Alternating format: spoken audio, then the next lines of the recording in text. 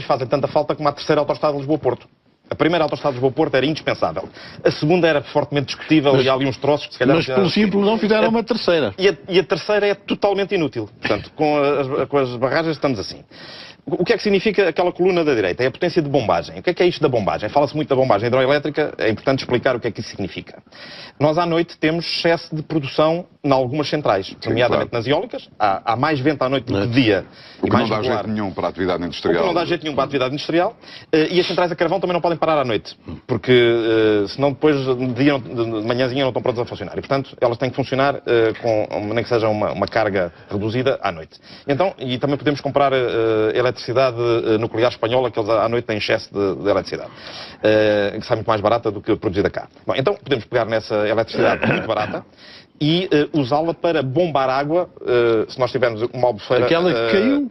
Aquela que foi turbinada durante o dia e que está numa albufeira aqui em baixo, é bombada cá para cima. Volta para cima para a albufeira. Portanto, gastámos eletricidade a bombar esta água para a albufeira de cima e ficámos com esta água disponível no dia seguinte para turbinar outra vez. A água, quando cai, quando desce, produz energia na turbina, produz eletricidade, e eu posso, à noite, usar o excesso de eletricidade. Tenho de outras fontes para bombar a água lá para cima.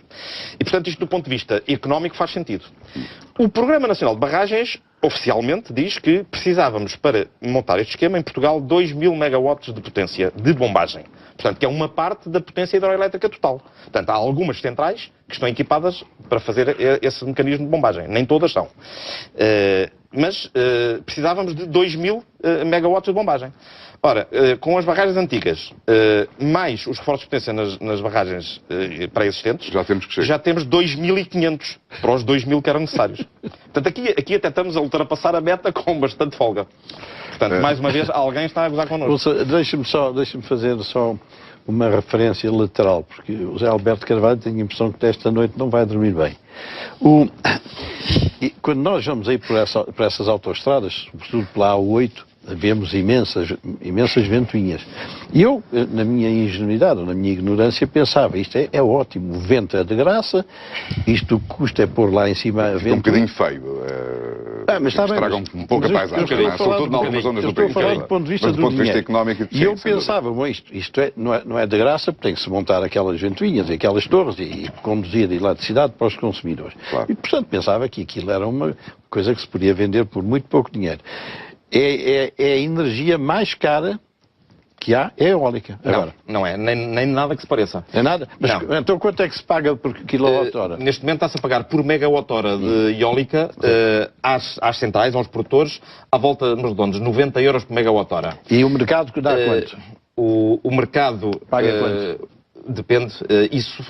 Mas também na média anual. O valor de referência anda à volta dos 55 euros. Então quem é que paga os 90 para 50? Pagam os consumidores nos tais cursos de interesse geral. Você pensava que era vento de graça. Não, há ali uma coisa que a gente paga. É verdade. Mas há outras coisas também que se pagam e com muito... Mais o débito. Mas deixe-me contar esta. Há outras coisas que também se pagam e com muito menos razão para se pagarem. Uma são as tais garantias de potência, que é o segundo e o terceiro pneu sobre o do carro, que é totalmente inútil. Outra é a chamada cogeração fóssil. Estamos a pagar a empresa. Cogeração significa produzir ao mesmo tempo calor e eletricidade. Há muitas indústrias que precisam, por exemplo, de vapor ou de água quente. Se eu produzir esse vapor ou água quente e eletricidade ao mesmo tempo, isso tem ganhos de eficiência. E, portanto, nem precisa de ser subsidiado. Bom, essas coisas estão a ser subsidiadas a um valor muito mais alto do que as eólicas. Está bem, 130 euros por megawatt-hora. Está bem, mas se houver uma imoralidade, isso não anula outra imoralidade. É um somatório de imoralidade. Então deixa-me fazer aqui uma pergunta ao engenheiro João de Melo. Qual é o negócio mais equilibrado no setor da produção de energia? Mais justo, digamos assim. No setor da produção de energia não há nenhum negócio equilibrado, porque não há um mercado. Claro. Todo o sistema... Há um mercado que... Não há um mercado. Não há um mercado. Há aquilo que se chama um monopólio natural, que é dominado por um cartel... O mercado do ponto de vista dos produtores, sim. Mas há um mercado de consumidores, não, há os consumidores pagam aquilo que tiverem que Aquilo pagar. que eles quiserem. A única opção que têm é gastar menos. E, aliás, essa é a verdadeira alternativa em termos de política energética. É criar condições para que as famílias gastem menos energia e, portanto, paguem uma fatura mais baixa, não por o preço do quilowatt-hora ser mais baixo, mas por estarem a gastar menos. Se eu tiver um frigorífico mais eficiente, ou se a minha indústria tiver máquinas mais eficientes, eu reduzo a fatura, não pelo preço, mas pela quantidade de energia que estou a desperdiçar. Deixo de desperdiçar tanta energia. E agora diga uma coisa, quando um governo ou um ministro, seja quem for, começa a pensar num plano de barragens ou no desenvolvimento da energia... Nenhum ministro pensou no plano de barragens, foi-lhe oferecido. Este plano de barragens é herdeiro da chamada carteira de sítios de barragens que vem desde os anos 50, ainda antes de existir a EDP. Do Ferreira Dias. Portanto, isso já vem de longe. Portanto, isto foi impingido ao governo por quem estava interessado em que essas barragens se fizessem. Com um total desprezo pelo interesse público, pela efetiva necessidade para o país dessas barragens e por aí fora. Portanto. Sim, mas a gente chegou a um ponto em que se verificou... Mas foi aprovado pelo governo. Já chegava. Já chegava. E a minha pergunta era nesse sentido, ou seja... Sim, quando isto foi aprovado em 2007... Nas discussões, nas negociações, no debate público ou privado. Público ou privado. Há muitas maneiras de haver debates, não é? Bom, público não houve nenhum. Eu acho que é a primeira vez que está a debater a sério este assunto na televisão nacional. Não. Enfim, com estas metáforas, seguramente é a primeira vez. Nós hoje estamos com uma linguagem mais popular. Mas muito clara. Portanto, eu espero que sim. Mas é para aí o 6º ou 7º programa em que se fala da política de energia em Portugal, aqui no Olhos nos Olhos. O que eu pergunto é se alguma vez isto foi dito desta maneira a algum responsável político, a algum titular de um cargo de decisão. A todos os ministros que tutelam, ou pelo menos tentámos, aqueles que nos quiseram ouvir, alguns que recusaram a receber-nos. Mas isto foi dito ao Dr. Passos Coelho, foi dito ao Sr. José Sócrates, foi dito aos sucessivos secretários de Estado da Energia, foi dito o atual Ministro do Ambiente e da Energia, que é a primeira vez em Portugal que as duas partes estão reunidas, diz claramente que isto não é o plano deles, que ele reconhece que isto é um mau plano, que estas barragens não são úteis ao sistema elétrico nacional. A dificuldade está em reverter os compromissos e os contratos. Eu diria que essa dificuldade é mais psicológica ou política do que real, mas podemos também seguir... Aqui a única coisa que é fácil é cortar nos salários e nas pensões. Evidentemente. É a única coisa que é fácil. Os governos aí trabalham no arame. Os nossos governantes, todos eles têm uma coisa em comum. Têm um medo terrível da EDP. Se for só da EDP, enfim, e não só, mas isso é o que eu constato. Não vou sequer especular porquê.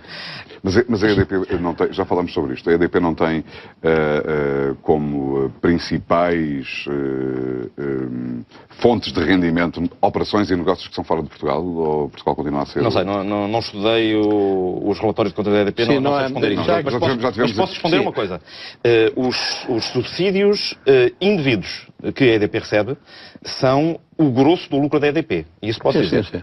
Aliás, nós fizemos recentemente um relatório exatamente sobre as distorções do sistema energético nacional e encontramos, o GEOTA concretamente, encontramos mais de 4 mil milhões de euros por ano de distorções, das quais 1000 e tal correspondem ao setor elétrico e correspondem exatamente a subsídios indevidos que não deveriam existir, que não há nenhuma razão para existir. Quem já estudou isso a fundo, e posso pedir-lhe que venha cá um dia deste, foi o engenheiro Henrique Gomes. Eu sei que já olhou para os números da EDP e sabe-lhe dizer de onde é que vem o dinheiro. Aliás, o GEOTA estudou isso no âmbito de um projeto que é a Reforma Fiscal Ambiental, em que um dos objetivos do projeto era exatamente aliviar a carga fiscal sobre as famílias e as empresas, aliviar a carga fiscal sobre o trabalho e aumentar as taxas e a carga fiscal sobre as utilizações indevidas de recursos públicos, nomeadamente de recursos naturais. Parece-lhe que esses lucros são ilegítimos? Isso parece-me evidente, porque decorrem em grande parte de subsídios com base em pretextos, por exemplo, as ditas garantias de potência, ou os subsídios ao investimento em novas barragens, que são totalmente desnecessários. Não, e aliás... Portanto, repare, não seriam ilegítimos se houvesse um sistema concorrencial em que se estivesse a pagar o valor justo pelo serviço prestado, mas não é isso que acontece. É que todas estas Eu coisas... ter feito há pouco a pergunta sobre qual é que é a produção de energia mais justa do ponto de vista económico para o consumidor, não é? Ou seja, mais equilibrada. Qual é o negócio mais equilibrado para quem produz e para quem consome? O negócio mais equilibrado é haver, por parte do Estado, a concessão de benefícios fiscais às empresas e às famílias que investam em poupança de energia. Ou seja, se eu, por exemplo, melhorar o isolamento térmico da minha casa, deveria ter um benefício fiscal com isso. Se uma empresa comprar um equipamento que é energeticamente mais eficiente, deveria ter um benefício, mas isso já aconteceu. fiscal com isso. Eu lembro meio de um período... Sim, houve um período em que isso foi negociado pelo GIOTA com o então Ministério das Finanças, em que durante um ano ou dois isso esteve a funcionar dessa maneira. E depois foi retirado a pretexto da crise. Foi logo uma das primeiras decisões de um daqueles PECs. Isso é que é exatamente o tipo de medida que é win-win. Toda a gente ganha. O Estado ganha porque reduz o consumo global de energia do país. Um dos objetivos é reduzir as importações de energia, nomeadamente petróleo, carvão, gás natural. As famílias e as empresas ganham porque passam a pagar menos pela energia. Não porque o preço unitário seja mais barato, mas porque gastam menos, desperdiçam menos. Não, é que tudo Portanto, isto... pela via da redução do desperdício é que nós temos que tudo isto assenta num pressuposto, é a existência de competição, do mercado competitivo. Sim, que não existe no seu que não existe. E, por conseguinte, tudo isto assenta numa falsidade. E mas depois... neste momento há supostamente 3 empresas, das quais a mais relevante é a EDP, obviamente. Mas isto é um bloco em que todos ganham, não é? São todos produtores. Porque é que eu lembro-me quando há 12 ou 14 anos se mexeu nisto, se dizia, não, nós vamos pôr isto em concorrência. E os preços vão... Sim, e a questão do mercado, mercado ibérico de eletricidade sempre foi apresentado publicamente como sendo a introdução da concorrência na produção do mercado, na produção e distribuição Enfim, eu não sou especialista nessa matéria, o que constato é que isso não funciona. Não funciona, mas veja estes números, porque esta eólica que para os ignorantes como nós parecia de graça, custa 35 euros. Recebe 90 e a gente paga 90. A gente paga 90. 90. Bom, e o custo daquilo é 50. Não, o custo para... O mercado paga 40. Não, se não houvesse subsídios... nós pagamos 90. Não, se não houvesse subsídios, o mercado pagaria... 55. Depende. Pagaria 55 ou 60, mas isso é o valor de referência. Porque se somarmos a isso as tais garantias de potência, que também são custos, então o custo já vai para aí para os 70 ou 80. Não, mas aqui eu sei... O diferencial da realidade é muito pequeno entre a produção convencional e a destas sessões elétricas todas em que estive metido, eu fixei 2 números. Eu tenho uma memória bastante fiel. Só nos falta uma cadeira elétrica aqui. Eu fixei 90, que havia uns que recebiam 90, mas o mercado só pagava 40. Coisa desta ordem.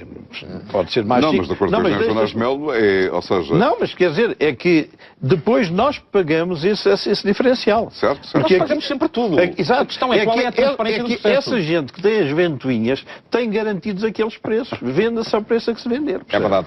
Bom, isto é verdade, não é? Eu gostava de falar do caso do Tua. Vamos avançar então para o caso do Tua. É um caso muito particular. Porquê é que traz o caso da barragem da Foz do Tua para aqui?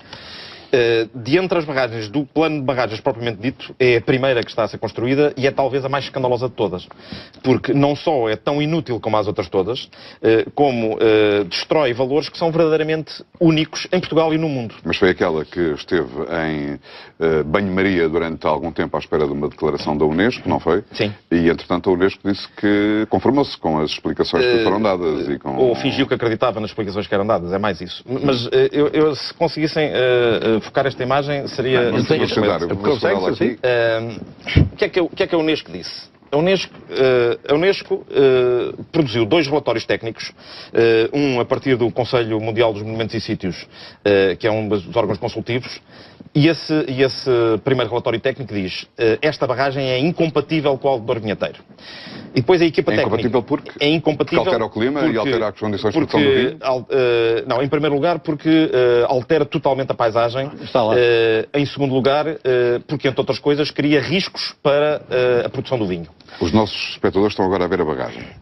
A bagagem não, a ver a imagem que trouxe. Isto é uma imagem, Isto é uma imagem artística que é uma composição, nos mostra como é que será o aspecto da barragem visto do Rio Douro. Portanto, a entrada do Val do Tua, que é um afluente do Douro, este triângulo aqui é a barragem, e este pequeno retângulo aqui é o que seria a central elétrica. E então, nos primeiros relatórios, os relatórios técnicos, a Unesco diz isto é incompatível, isto não é aceitável no Alto Douro Vinheteiro. E depois, em junho de 2012, isto foi para aprovação do Comitê Político, e o Comitê Político, por artes mágicas e sem qualquer espécie de fundamentação, diz o seguinte: há ali uma coisa muito feia que é a central elétrica.